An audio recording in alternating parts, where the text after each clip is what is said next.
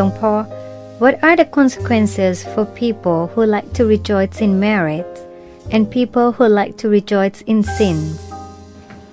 Greetings. If you rejoice in merit, you will receive merit. If you rejoice in sins, you will receive sins. First, what is to rejoice? To rejoice is to be delighted with or to be happy with. A simple translation is to support or consent to. It is to delight in oneself and the giving of moral support to a person who performs good deeds so that they have the courage to do even more good deeds. This is wonderful. Rejoicing in sins simply means being unhappy when someone performs bad deeds. It is when someone else performs bad deeds and you think it's great. For example, when someone you don't like gets hurt, you become happy and you think that it serves him right. Oh, I'm glad that he is suffering. Although you don't get along well, it doesn't matter. He has suffered, he was hurt by others, but you are happy about it.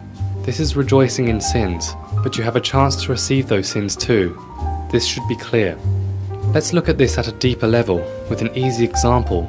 You may not like this type of person, but you should not rejoice in their suffering. For instance, there is a drug dealer who has performed bad deeds. The law dictates that he gets the death penalty. The time comes. The newspaper announces that this drug dealer was given the penalty of death because he had caused great harm to many people. If he were to continue living, more people would become addicted to drugs and more people would suffer. Therefore, he could not live and deserved the death penalty. Many people rejoiced in that punishment because he deserved it. People rejoice in bad deeds like this everywhere.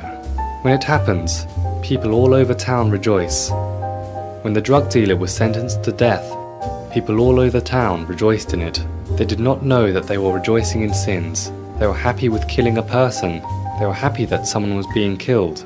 In general, most people would see that this is right. He performed such bad deeds and deserved to be killed. Actually, we do not create lives, nor do we create a person's life. Therefore, we do not have the right to kill anyone. When there is killing, we should not look at it from the perspective of the law, but we should look at it from the perspective of the cycle of reincarnation.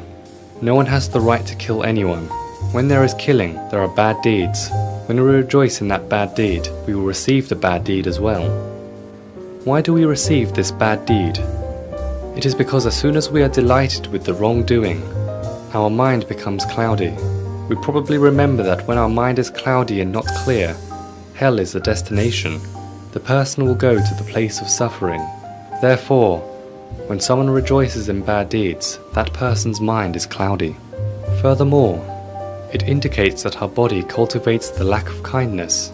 The person with the death sentence cultivated the lack of kindness toward everyone in the world, which is why he sold drugs. He was then killed because he violated the law. He must be killed. We became happy. We think that it serves him right. However, we do not realize that we also cultivate the lack of kindness towards others' lives. Our mind becomes cloudy. It indicates that, whether in this life or the next life, we are ready to do bad deeds, like he did, because our mind has the seed of cloudiness. In addition, we cultivate another bad behavior of not thinking thoroughly. Why did a person perform such bad deeds that he was punished with the death penalty? Actually, he did not want to be a bad person. He wanted to be good, but he was not very wise, because his mind had been cloudy from the time he was born. When his mind was cloudy and not wise, he thought that selling drugs was good and right. Therefore, when we killed him or rejoiced in his killing, it did not correct his mind. After he dies, he will be born again. When it is time for him to be reborn, his mind will still be cloudy. He will still perform bad deeds.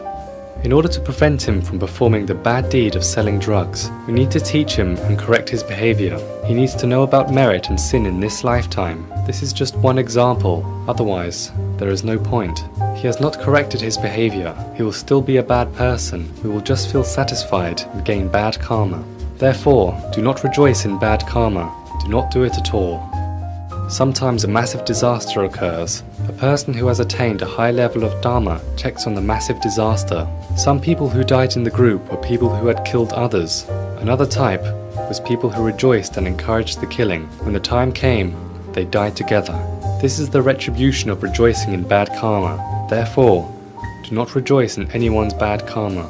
If we hear news about a death sentence, we should just acknowledge it and think that it is karma in this world. What we did to others will happen to us. Think impartially and no bad karma will happen to us.